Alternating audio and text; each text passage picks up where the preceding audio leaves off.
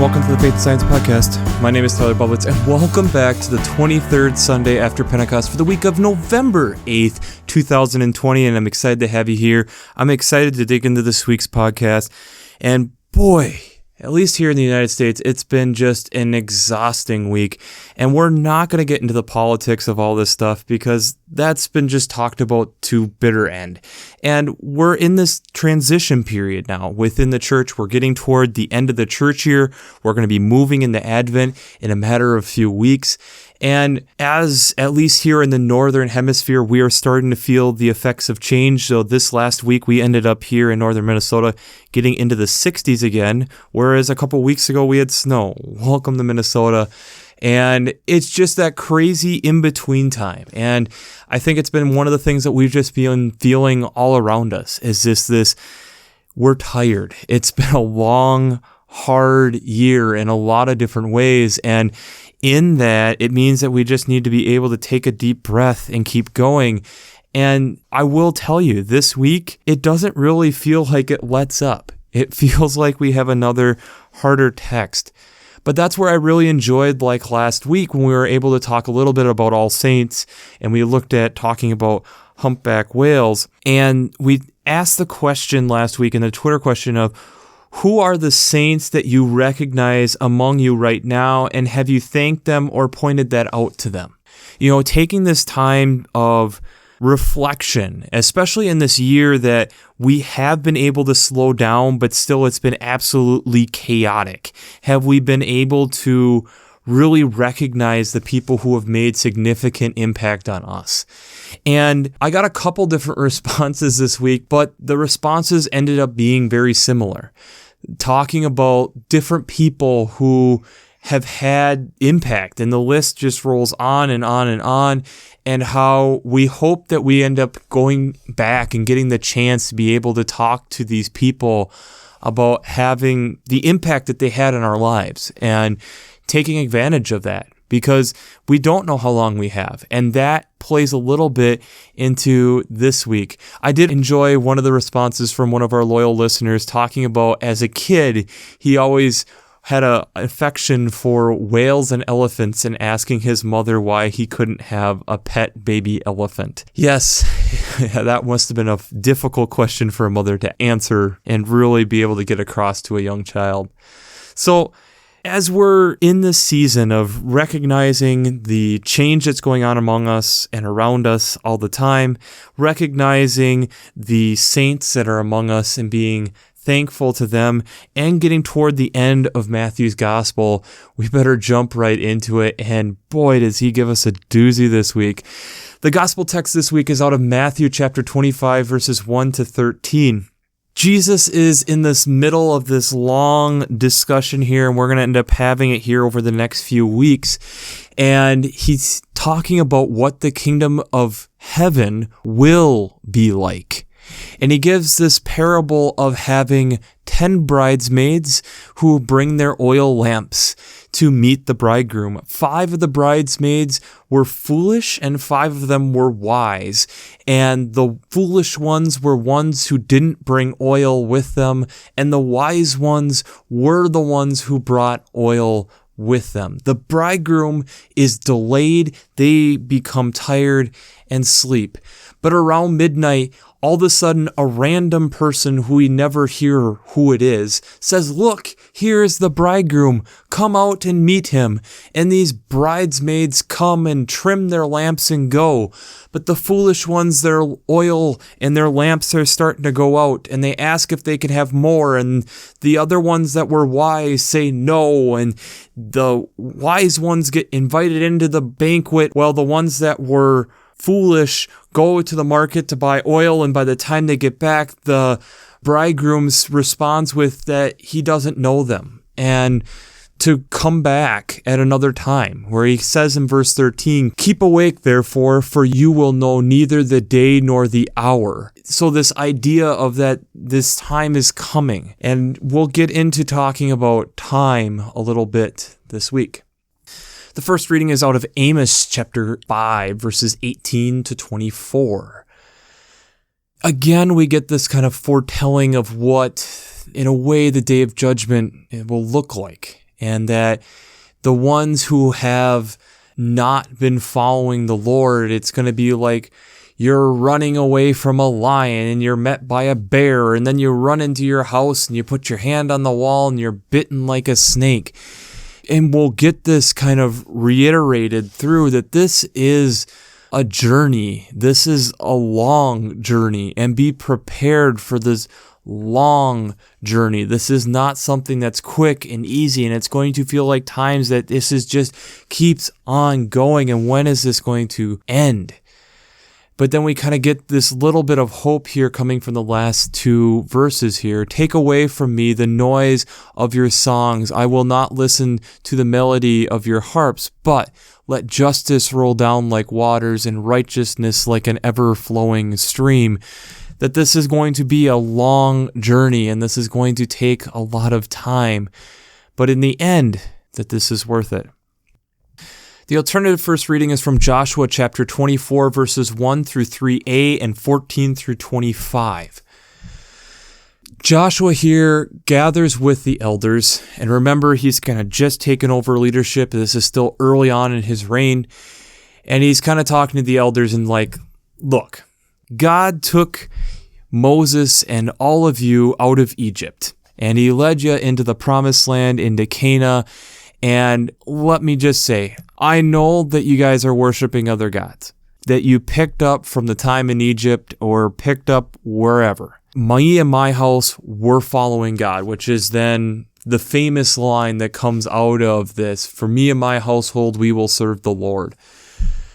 And kind of questioning here the elders and the leaders of the Israelites on, are you going to do that? Are you going to follow God? Or are you going to follow these others? And if you're going to follow God, you have to let these other idols be laid down. And are you going to do that? It's up to you. And they say, yes, we're going to follow God. Okay, then you need to let all that go. And they make that covenant with him in Shechem. The psalm this week is Psalm 70. This psalm reiterates how we can't do it, that we can't do any of this, that this is something that we need God to be able to deliver us through. There is nothing that we can do. It's God that's working through us that moves us into this other place, and that we continue to cry out that God deliver me to help be able to see where we're supposed to go, but deliver me from these things that are trying to take me away from you. The second reading is from 1 Thessalonians chapter 4, verses 13 through 18. So we continue in this letter that Paul wrote. And here we get this interesting image in talking about, again, the journey, keeping with the idea of what you keep going, keep working, this just keep going. And we get this vision here kind of what the end times is going to be like, which kind of ties into the text that we're having here all the way through on keep going, keep in heart, keep following where Christ is steering you to go. And in that, then realize that when that day comes, we're going to see the ones who followed in faith be raised up, and then living ones in faith be raised up and following. And then that's where we're going for. And it's that life is hard and we will get tired, but you keep going in faith because it's worth it in the end. That's what we're called to do and what we're called to be. So, before we jump into how faith and science come together, we have to do our shameless plug.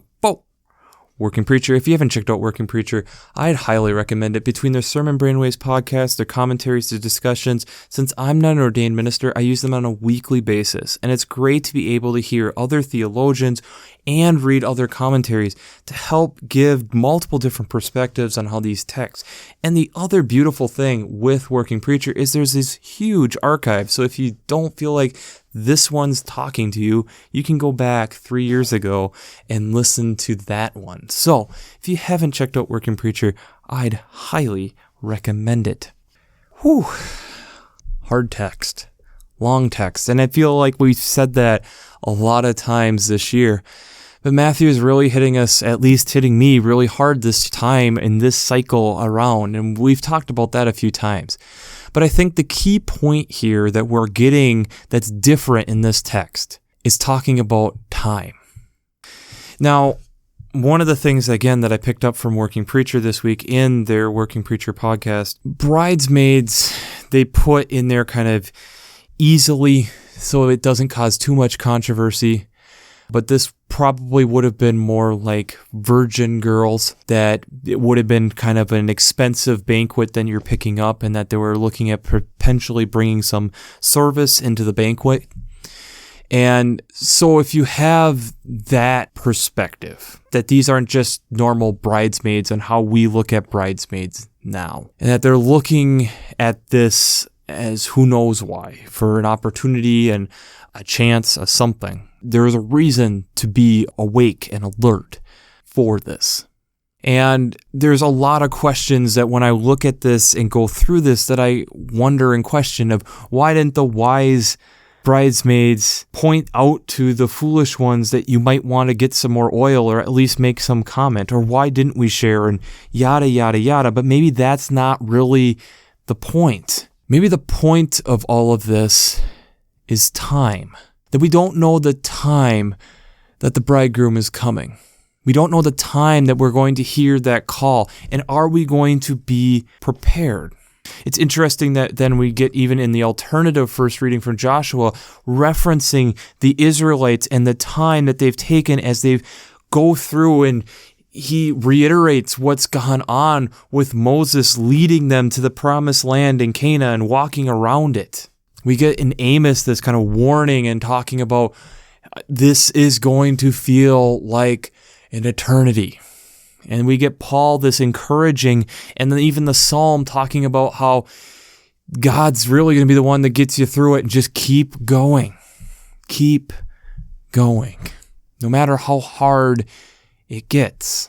Boy, does that feel like a lot like this year. Really hard year, really difficult year. But that's not where the science part of this comes in. To me, the science part of this week is talking about it from an ecological perspective, and thinking about it from the perspective of when we have people clamoring for us to take care of our environment. And that a lot of times it feels like one step forward, two steps back. But do we give up? No, you at least try again to get that step forward. And maybe this time we can get 2 steps forward, 1 step back. Well, that's progress. There's a lot of times where in science and in life, it's this process of taking steps forward and then having steps back. And it's one of the things that I really enjoy about science too, is that the whole idea, the whole concept of science is to not necessarily get to definites. It's that we support this, but I want other people to keep looking into it. We've had multiple people be able to confirm this. How can I build upon this? How can I take this time and work and effort that I've poured a lot of time, work, and effort into, and step back and evaluate where it still has flaws, where it still has questions that need to be answered, additional spots for additional research? Understanding that I'm not necessarily going to have a perfect bell curve of data, that there are potential outliers and what happened, and trying to maybe explain some of them, or not getting too hung up on it, but trying to think about that and considering that. Or if my hypothesis of what will happen doesn't happen, why? Why didn't it happen? And what things does that now lead me to infer? That's the beauty of good science. Good science continues to lead you on questions that keep questioning, to keep diving deeper, to keep pushing us, to sustain us, to keep asking these questions to understand more and more of why. Why? Isn't that our oil to our lamps? Shouldn't we continue to have this desire of questioning and this desire to keep learning and growing and trying to figure out more and more about this bridegroom that's coming? That it keeps providing fuel to the lamp of our faith? Because it's going to be a journey. We're going to get beat up. There's going to be times where we're kicked and knocked down and run through the dirt. And then there's going to be times where we're going to feel like as long as we keep going and keep trying that we find a reprieve and we find this energy that keeps pushing us through. Because trust me, in science, there's plenty of times where there's long nights where you're trying to figure out solutions and you're banging your head against the wall. And why isn't all this working? What does this all mean? How am I going to get anything out of this data? What am I actually learning here? How am I growing here? In this podcast, I've really been conscious about how I bring up and talk about the pandemic for a lot of reasons. But one of the main reasons is I have a hard time being able to keep up with all of it. To be able to provide you accurate information and to be able to be, at some point, be able to look back at this podcast and listen to it and knowing that then that podcast wouldn't be as relevant later on. But the point that I feel a lot that this pandemic has shown is a lot of the scientific process. A lot of people throwing out different ideas, especially early on, but we still see it. People throwing out different ideas to try, to see what sticks, to see. And then as we keep learning, things change, which is hard because we are told one thing and maybe a little bit later we get told something else because we've learned something over the last couple weeks about what's going on. And as we continue to learn and grow, it challenges us to keep trying to learn and grow. One of the coolest things that will come out of this is our knowledge about viruses will go up substantially. Because there's a lot of things that we don't understand. And I distinctly remember being in biology classes in college talking about, well, viruses have DNA, but they don't have a living cell because they need another living body cell to be able to survive. And they have their own RNA. Like, it was confusing. And when you would try pushing on it, you could only get so many answers. That's why there's a whole field of virology to study and try to better understand viruses. But we're not there yet. We don't have it fully grappled. And then you take things that we do understand decently well. Take like big, I don't know if you want to say elephants or lions. There's still so many things in different studies that we're doing to understand them. Because we don't completely understand it. It's just like your spouse or your sibling or your parents. There's constantly things that you're learning, even about yourself, because we're not done yet. Science doesn't end because our questions don't end. Our faith shouldn't end because there's always something to ask, something to learn, something to move and continue to grow. And for me, that's the beauty of science. The beauty of science keeps asking me questions. And it keeps my curiosity going that as I learn something, I ask more questions. And asking questions then helps lead me into potential answers. But the beautiful thing is, the more I learn about this, the more I dive into trying to understand the world around me, the more how I see it is I'm trying to understand my Creator. I'm trying to understand, how was this all designed? How does this all work? How am I supposed to live out the calling that God has for me? And as I keep having these questions, as I keep going through these questions like a good scientist, I hope that I keep providing and finding answers. And when I find answers, I hope that that provides fuel, oil for my lamp, for my faith to keep going. But I also know that my answers are going to provide more questions so that I can keep going.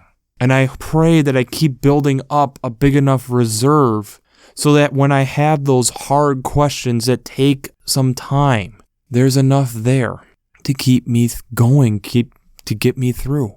We will be like the bridesmaids and get tired. We might even fall asleep. The question is are we continuing to keep working and striving even when we're tired? Are we going to keep walking the faith through our whole life long, or is that flame going to burn out somewhere along the way? The journey that we're on is a long journey. And in the world where we still have 2-day Amazon shipping, sometimes we have a hard time being able to see beyond where we're at. And maybe we're able to say beyond the first few days, first few months, but maybe we can't see beyond the next election or the next big event. And if we keep worrying and stressing out about those things, are we really growing in our faith? Or are we letting fear take over? Are we letting sources from outside of ourselves control our lamps, control our flames? Especially here within the United States, that we've had a lot of divisiveness and division. We have to make sure that, one, we are taking care of ourselves to continue to fill up our lamps. But I would also hope to encourage that together we're working to do this. That together I'm hoping to encourage and work together with my other people to keep the lamps burning. For all of us to keep pouring into each other and keep challenging to each other to go, to grow, so that we're all in this bridegroom's party, this wedding banquet, per se. When I look at the environment, there's a lot of rows to tow, and there's a lot of noise, and it's sometimes hard to be able to cut through that noise. But I will say, for me being an environmentalist, there is definitely things that I am seeing. There is changes. There are things that are going on. And it's the question of, when are we going to, as a whole body, as the body of Christ, as we are talked about in 1 Corinthians chapter 13, going to recognize that we have to work together on these things. We can't just oppose each other. There's times where we have to have civil disagreements, but understand where's the goal that we're working toward. Because if we don't look ahead and we get consumed with the moment that we're in, we look only at the moment that right now where we're at, we are like the foolish bridesmaid. We are foolish in that we're not thinking about anyone else but ourselves at that moment. We're worried only about ourselves. We're not thinking about the future and thinking about future generations and the other Christians like we get talked about here in 1 Thessalonians that are there if this journey is long. We have to think forward. We have to think big. We have to think beyond ourselves. We have to think as a community. That's one of the hard things for me is I still haven't heard of another place that we're confident that we can live. We have ideas, but we only know of one place that we know we can live, Earth. And so when we don't take care of it, are we not foolish? Are we not burning our lamps with no fuel? Whereas if we try taking care of it, it maybe helps build some reserves, because then we still might have some tough times, but okay, we're going to curve it back down. It will be okay. But sometimes we can't just do it on the fly. Sometimes we do need to plan ahead. Because any good science experiment does require planning and thinking and having a process, having a hypothesis of what will happen, and being open to changes that might happen. I know this week it's kind of all over the place, a lot of theory and sound, and I don't know if I'm necessarily going to have any scientific links down below.